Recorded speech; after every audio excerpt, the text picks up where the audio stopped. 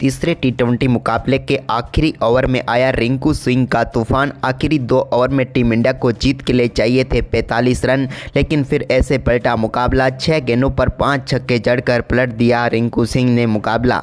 नमस्कार दोस्तों, स्वागत है आपका एक बार फिर हमारे चैनल में।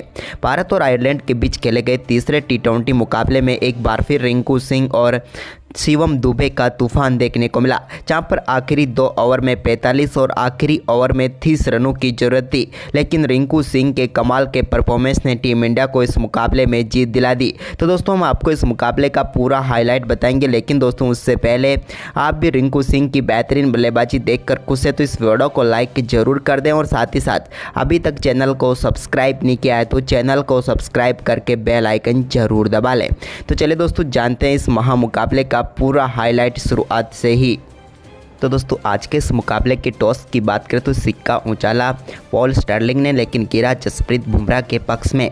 जसप्रीत ने टॉस जीतकर पहले गेंदबाजी का फैसला लिया। आयरलैंड की तरफ से पारी की शुरुआत करने उतरे पॉल स्टर्लिंग, तो उनके साथ थे एंड्रू बलबर्नी। दोनों बल्लेबाजों ने टीम के लिए कमाल की शुरुआत की और शुरुआत से ही बड़े शॉट खेलते हुए नजर आए। दोनों बल्लेबाजों ने पावर प्ले के 6 ओवरों में कमाल की बल्लेबाजी करते हुए 51 रन बना लिए। इस दौरान पॉल स्टर्लिंग के बल्ले से 2 बेहतरीन छक्के देखने को मिले, तो वहीं पर एंड्रू बलबर्नी ने भी कमाल का परफॉर्मेंस किया। दोनों बल्लेबाजों के बीच शानदार पार्टनरशिप हो चुकी थी, लेकिन इस पार्टनरशिप को पावर प्ले के बाद भी दोनों बल्लेबाजों ने जारी रखा। खास करके एंड्रू बलबर्नी के बल्ले से पावर प्ले के बाद कमाल के शॉट देखने को मिले। हालांकि इसी बीच यहां पर टीम इंडिया को पहली सफलता मिली पॉल स्टर्लिंग के रूप में, लेकिन पॉल स्टर्लिंग के आउट होने के बाद हैरी टेक्टर क्रीज पर उतरे तो उन्होंने भी कमाल का साथ दिया एंड्रू बलबर्नी का, और दोनों बल्लेबाजों ने टीम के स्कोर को 100 रनों तक पहुंचा दिया 11 ओवर की समाप्ति तक। इसके बाद भारतीय गेंदबाज यहां पर लाचार नजर आए। इस दौरान शानदार बल्लेबाजी करते हुए दोनों बल्लेबाजों ने अपने अपने अर्धशतक पूरे कर लिए। वहीं पर इसी बीच दोस्तों यहां पर शानदार परफॉर्मेंस करते हुए हैरी टेक्टर ने 2 बेहतरीन छक्के रवि बिश्नोई के ओवर में भी लगाए। ये कमाल का शॉट खेलते हुए डीप मिड विकेट की तरफ उन्होंने 2 गेंदों को 6 रनों के लिए भेज दिया। वहीं पर इसके बाद टीम इंडिया को एक और सफलता रवि बिश्नोई ने ही दिलाई। उनको यहाँ पर हैरी टेक्टर को आउट करके पेविलियन भेजा, लेकिन इसके बाद नए बल्लेबाज कैम्पर क्रीज पर उतरे तो उन्होंने भी कमाल की बल्लेबाजी की। वहीं पर इसी दौरान दोस्तों 17वें ओवर डालने आए प्रसिद्ध कृष्णा के ओवर में भी कमाल के 2 छक्के देखने को मिले बलबर्नी के बल्ले से। तो वहीं पर एक स्वीप शॉट के जरिए भी उन्होंने वाशिंगटन सुंदर की गेंद को बाउंड्री लाइन के पार भेजा।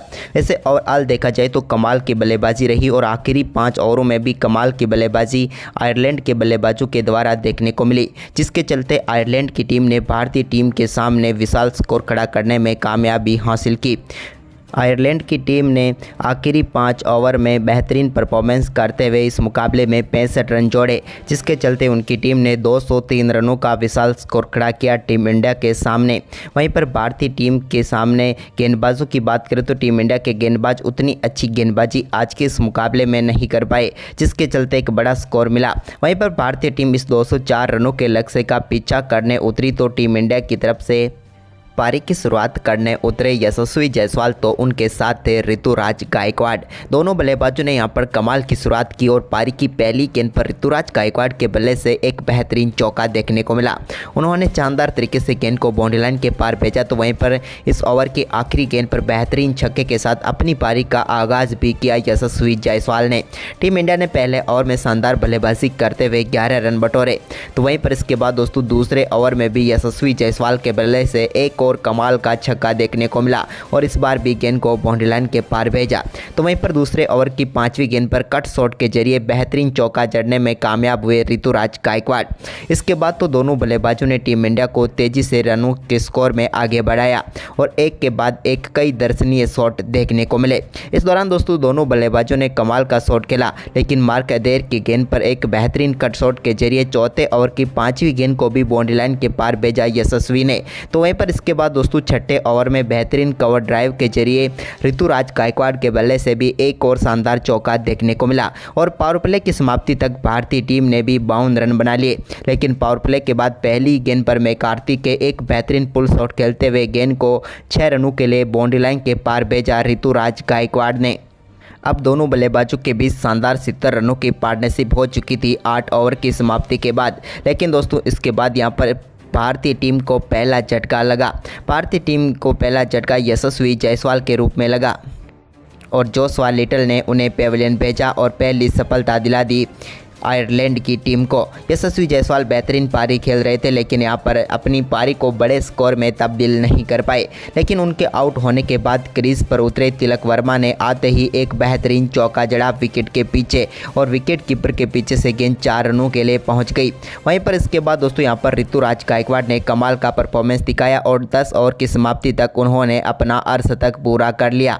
एक बेहतरीन छक्के के साथ उन्होंने मिड विकेट बाउंड्री लाइन के पार भेजा गेंद को और इसी छक्के के साथ अपना अर्धशतक पूरा किया।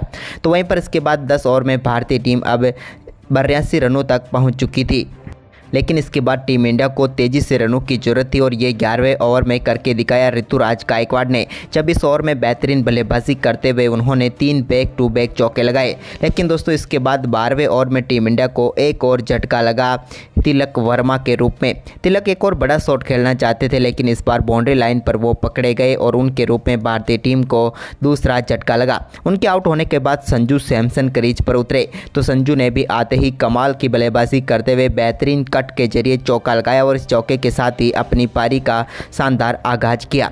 तो वहीं पर इसके बाद दोस्तों यहाँ पर एक और बेहतरीन छक्का उन्होंने बैकफुट से लगाया और गेंद को 6 रनों के लिए बाउंड्री लाइन के पार भेज दिया। तो इसके बाद उन्होंने 14वें ओवर में भी एक बेहतरीन चौका उनके बल्ले से देखने को मिला। अब भारतीय टीम का स्कोर 15 ओवर की समाप्ति तक 132 रनों तक पहुँच चुका था, लेकिन मुकाबला जीतने के लिए टीम इंडिया को और तेजी से रनों की जरूरत थी और इसका आगाज 16वें ओवर की पहली गेंद पर किया ऋतुराज गायकवाड़ ने, जहां पर उन्होंने एक और फुल शॉट खेलते हुए गेंद को 6 रनों के लिए बाउंड्री लाइन के पार भेजा। लेकिन दोस्तों भारतीय टीम को 16वें ओवर में ही एक और झटका संजू सैमसन के रूप में लगा।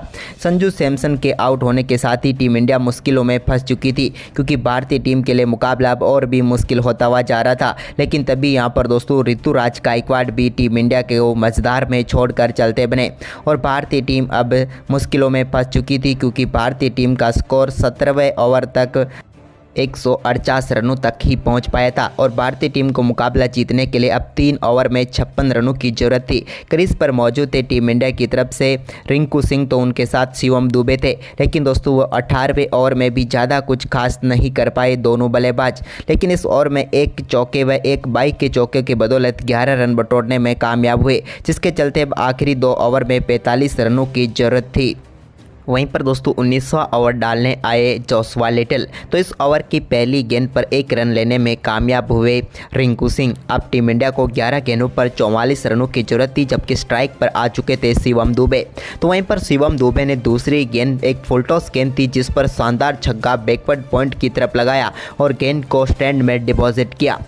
वहीं पर दोस्तों अब 10 गेंदों पर टीम इंडिया को 38 रनों की जरूरत थी, लेकिन इसके बाद एक और डॉट गेंद यहां पर देखने को मिली। तीसरी गेंद काफ़ी शानदार यॉर्कर थी, जिस पर शिवम दुबे कुछ नहीं कर पाए। तो वहीं पर इस ओवर की चौथी गेंद पर एक बार फिर कमाल का शॉट खेलते हुए उन्होंने गेंद को स्टैंड में डिपॉजिट किया और शानदार छक्का जड़ दिया। इस छक्के के साथ ही अब टीम इंडिया को बची हुई 8 गेंदों पर 32 रनों की जरूरत थी। लेकिन तभी दोस्तों 5वीं गेंद एक बार फिर डॉट रही, लेकिन आखिरी गेंद पर 2 रन लेने में कामयाब हुए यहां पर शिवम दुबे, जिसके चलते अब आखिरी 6 गेंदों पर भारतीय टीम को जीत के लिए 30 रनों की जरूरत थी। यानी कि एक बार फिर असंभव सा लक्ष्य टीम इंडिया के सामने लग रहा था, लेकिन सबको उम्मीद थी रिंकू सिंह के, जो कि वो स्ट्राइक पर थे। मैकार्टी आखिरी ओवर लेकर आए। तो दोस्तों यहाँ पर इस मुकाबले को जिताने के लिए उन्हें सिर्फ 2 ही गेंदें डॉट डालनी थी, लेकिन उनकी पहली गेंद पर कमाल का शॉट खेलते हुए रिंकू सिंह ने गेंद को 6 रनों के लिए भेज दिया लॉन्ग ऑफ के ऊपर से। ये उनके बल्ले से कमाल का छक्का था।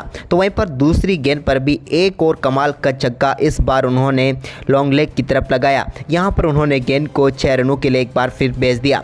2 गेंदों पर अब 12 रन आ चुके थे। बची हुई 4 गेंदों पर 18 रनों की जरूरत थी टीम इंडिया को। तभी दोस्तों तीसरी गेंद पर जो कि एक शॉर्ट गेंद थी, इस पर शानदार पुल शॉट खेलते हुए गेंद को 6 रनों के लिए भेज दिया विकेट के पीछे रिंकू सिंह ने। 3 गेंदों पर 3 छक्के लगाकर अब इस मुकाबले में टीम इंडिया मजबूत पकड़ में आ चुकी थी। लेकिन तभी दोस्तों चौथी गेंद बिल्कुल यॉर्कर गेंद थी और इस पर कोई रन नहीं बना।